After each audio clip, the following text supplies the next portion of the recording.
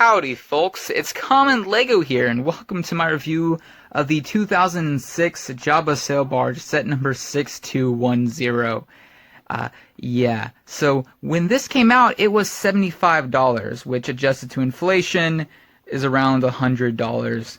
So this was a $100 set back in the day. So was it worth it then, and is it worth it now with the Lego inflation and used prices?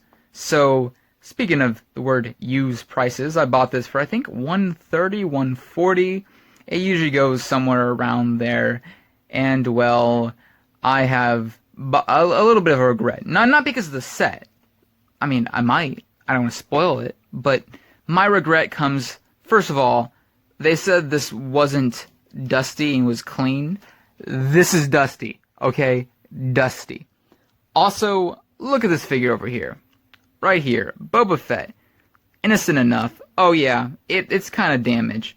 Oh yeah, it's also a keychain that the homie just shaved off. Like, bro, what is your problem? Oh, all figures in great condition. Homie, that's cap. That's just cap. I kind of want to talk about the back of the instruction booklet, because these old instruction booklets had some really cool creatures and, you know, alternative builds and such. And I think the Jabba's Palace alternative build, this ship, like a pirate ship alternative build, and this like monster thing, they're all really, really cool. And here's the back. The Sarlacc pit is pretty cool. I wish there was some tongue details right here instead of the Technic pin. You could have just put like a, I don't know, like a red snake for a tongue or something, I don't know what, just to kind of spice it up a little bit. But it's still pretty cool, and say you buy this used, boom, you can throw your used crappy figure into the Sarlacc pit, because the desert skiff isn't really much different from the original one that came out back in the early 2000s. I think it came out into 2001. I could be wrong, but I'm pretty sure it's 2001. But, you know, it wasn't broken, so they didn't really try too hard to fix it. I love the look of this skiff in Universe, and I like it in Lego. It's simple, but it works. And this is also missing sticker here and here, because used Lego. On this, I have 4 figures. I'll go ahead and show them. Here is, trying to take them off. There you go. There we go. Luke Skywalker with a chrome lightsaber. Wait a minute.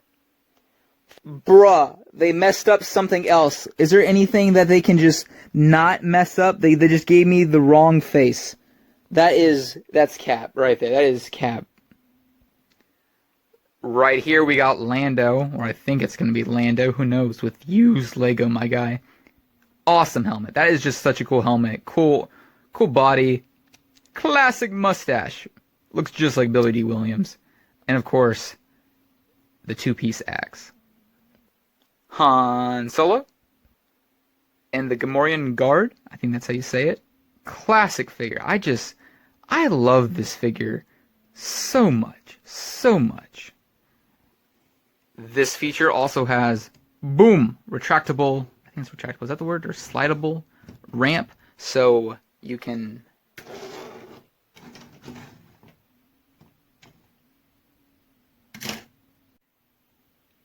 And here is the barge, the good old sail barge. This is very satisfying, the scale. Like, here's some other bigger Lego sets right here. Like, that's 200, this is 350, this is 100, you know, adjusted to inflation, you know. It is very long, not very wide. It's, you know, here's a figure.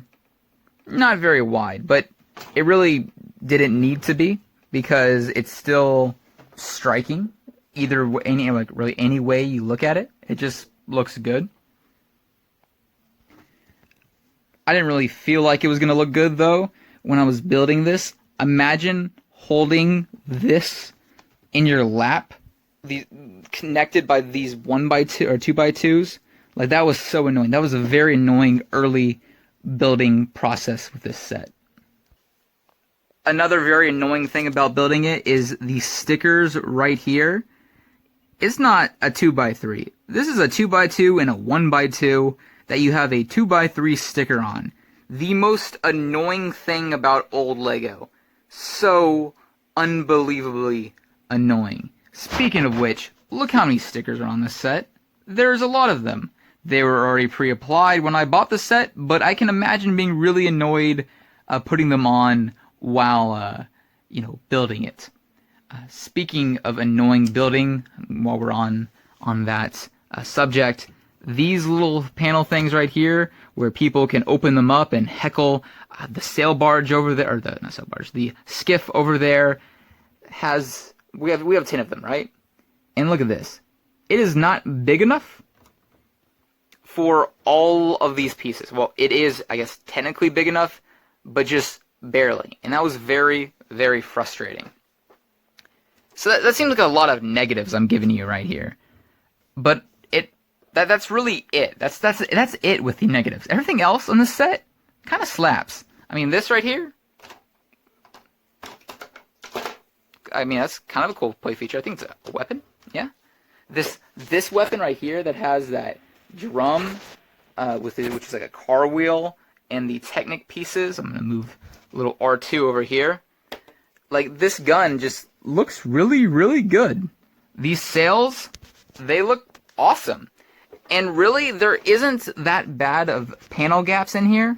And I mean, it's acceptable, and it kind of works for the look of this being kind of, I don't know, kind of slapped together, I guess is the word.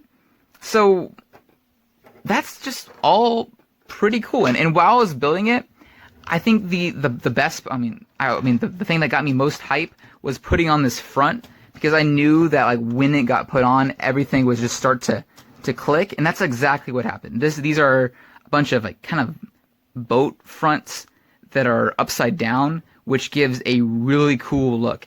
And when I put it on the ship, it was as satisfying as I could have possibly wanted. And another satisfying thing is, I don't know if I'll be able to take it off right here. Nope. But right here, those little connectors would connect onto here, and then boom, I slid on top of here, and I was like, woo! That was satisfying. That was so satisfying. And one cool thing about the set is, back in the day, Lego did a very good job with spacing. Or not spacing, but like getting space in their vehicles. Right here, you got a good old amount of storage for weapons, and you got a prison to put all your slaves in, because you never know when you're gonna need to put your slaves in. There's homeboy Jabba over here, kind of taking a little peek. Now let's take a bigger peek at this guy over here. Classic figure, classic, and of course, Slave Leia. And all the little, I would assume that that's not pork or anything like that, but some alien food. You got a snake, you got a frog, you got a little bong that he hits every once in a while. Like, it just looks cool. It's a cool looking interior. Good amount of space inside the vehicle and on top. That's what I want, Lego. More space. Space is great.